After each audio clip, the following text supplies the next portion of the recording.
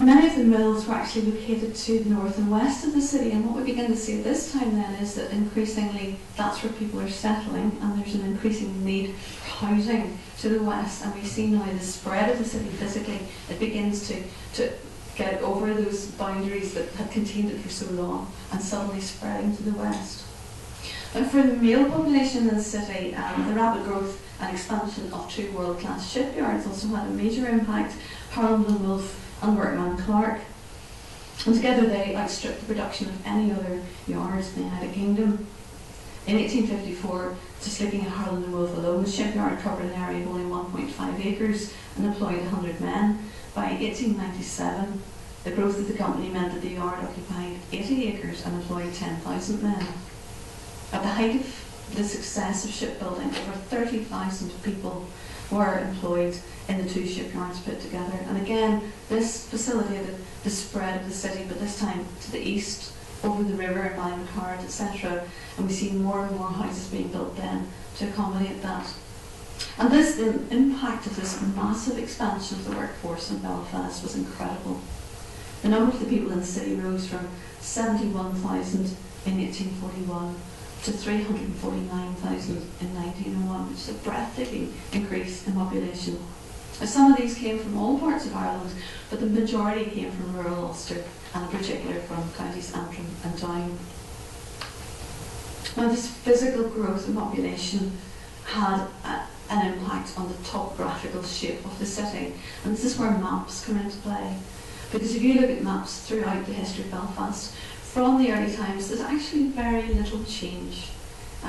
Little changes here and there until the 19th century, when suddenly you see Belfast beginning to expand and expand.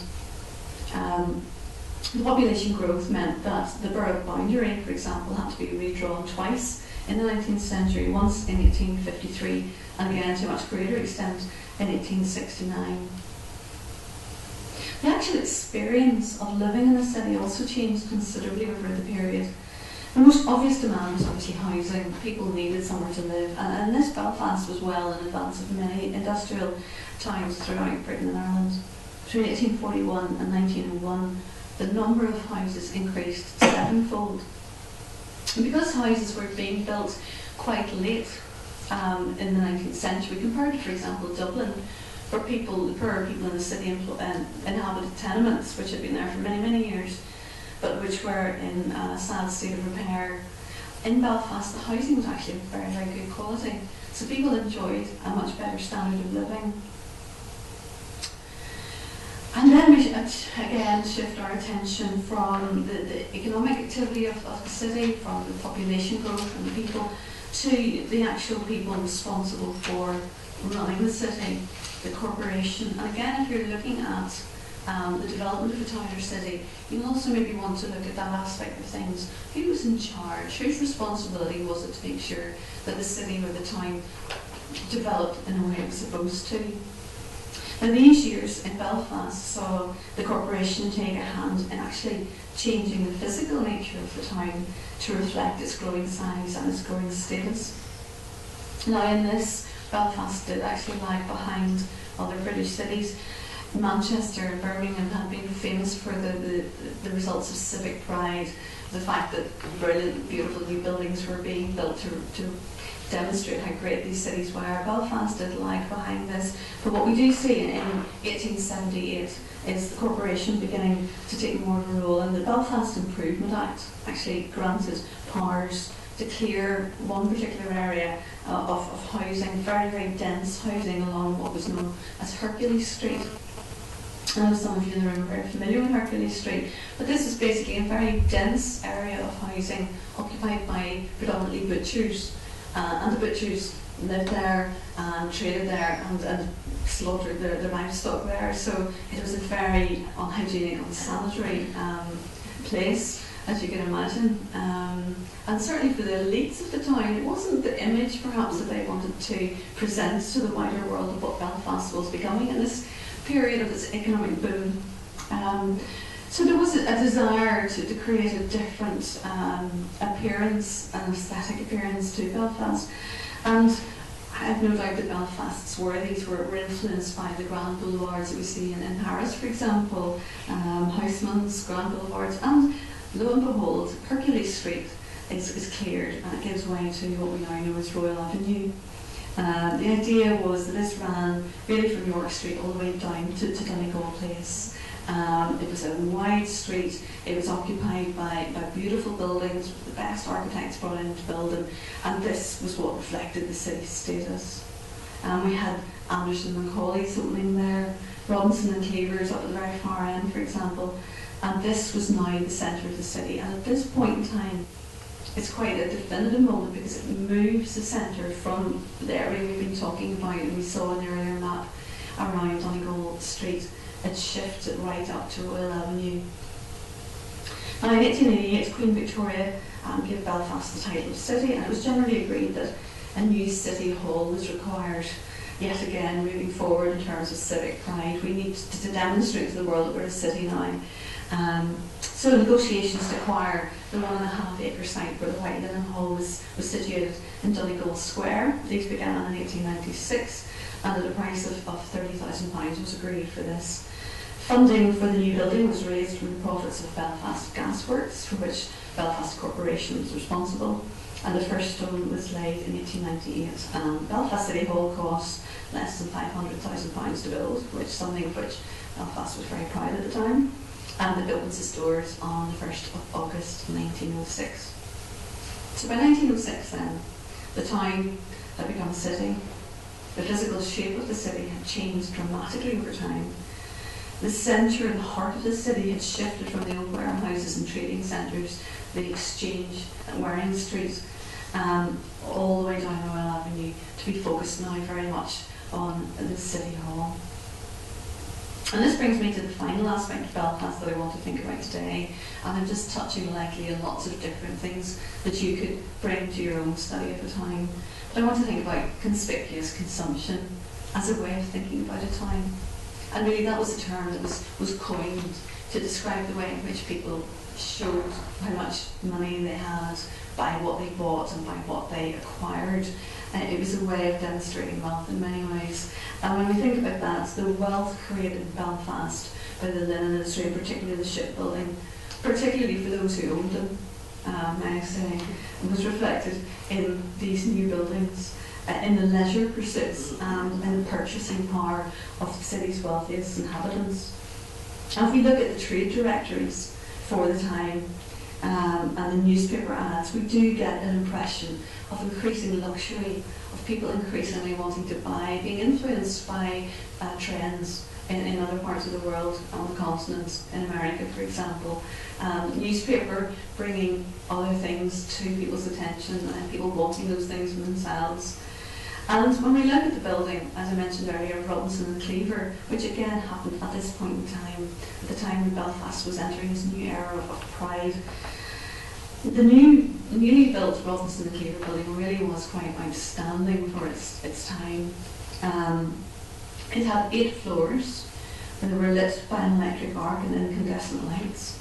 It had pumps in the basement, which drove a hydraulic lift. This lift could take customers to various departments where they could buy boots, and shoes, travelling requisites, fancy stationery, perfumes, damask, linen, shirts, whatever you want. It was there and there in abundance. It also had a refreshment salon, and it was described in the press as a very novel feature where ladies and gentlemen can obtain tea, coffee and light refreshments, and for the supply of bread, pastry and cakes required therein, a bakery on the most approved principles has been established on one of the top floors. So the press, the newsletter at Northern Wing, revelling in this wonderful new luxury that Belfast is revelling in itself. And a glance at newspapers therefore tells us what people were spending their money on, as well as how they made their money. We just need to look in the pages of the press to see the way in which people were being influenced. As I say, that was a rather rapid and haphazard look at the development of Belfast, but it does draw in some themes that we want to look at. Now, if I can find. Oh, sorry, Anna, because there is something much more. I want to then really close by moving your attention from the particular case study of Belfast through to the types of sources that you might use in your study of a local area. And can I stress, even if you are studying a city which is bewildering in a range of themes and the areas that you can look at, in some ways it's sometimes quite an interesting idea to take a narrow part of the city to look at for a local history study. I have a student in Queens who is currently looking at 2 or 3 streets in East Belfast, for example, and looking at the impact of the shipyard on those 2 or 3 streets, and by drawing on a whole range of sources to actually look at the way that area developed over time. And as we saw earlier, I was able to focus on the area around Donegal Street and Waring Street, and again taking that narrow area but looking at lots of different aspects. So the sort of themes you might want to look at then if you are looking at a local history, a local study of an urban area, whether that's a town or a city. So governance, we touched on that. The people who governed the town, who were responsible for it, whether that was a corporation or a local council or whatever it was. Religion, looking at churches and how religion has changed over time, how religion impacts on, for example, people's leisure pursuits, because many aspects of leisure pursuits in the town are actually focused around the churches that are there, the different balance of religion, how that changed. Looking at associational culture, and that's a very interesting aspect of urban history. What did people do? How did they meet each other? What clubs and societies were set up? And we look at Belfast again, at this period in time we see book clubs being established, we see a Natural History and Philosophical Society being established. There's all sorts of clubs and societies that have left records very often that you can actually go and look at. So you see who were the people who were interested in this kind of activity, the people who had time and leisure and maybe money to engage in it as well. Education, looking at school records, a very good way of getting into local towns. Who were the children who were being educated there? The media, the newspapers in particular, obviously telling us lots of different things about a town and its development. Poverty and welfare. The poor law guardians of an area were actually increasingly in the 19th century responsible for the upkeep of a town. So if you look at poor law records, say for example whether it's Balmoney or Belfast or Newtonards or anywhere where there was a workhouse, you also see that these people at their meetings were discussing things like sanitation. They were buying land because the town needed a graveyard, needed somewhere to bury its dead. It was fining people because they were leaving piles of unsavoury things in front of their houses instead of removing them, and this was a problem from a health point of view. So looking at poor law records can tell us a lot about who were the town's elite, the powerful, the people involved, but also what were the issues of poverty, welfare and health as well. Trade and commerce, something interesting to look at obviously when you're looking at a town. Who was buying and selling what? Industry, obviously in the bigger areas, a very key factor for some towns and cities. Leisure, as we mentioned it as well. And what did people do in their spare time? What did they spend their money on? How did they entertain themselves? We look at playbills, we can look at the records of places like the Opera House or cinemas that were beginning to be set up as well. And finally, a theme I've identified that you could look at is crime and punishment. Who were the bad people? What happened to them? Who were the police? What issues did they have to deal with? And we can look at lots of different records to see the levels of crime, the nature of crime. And again, that changes quite dramatically from one place to another, depending on the nature of the town and its population.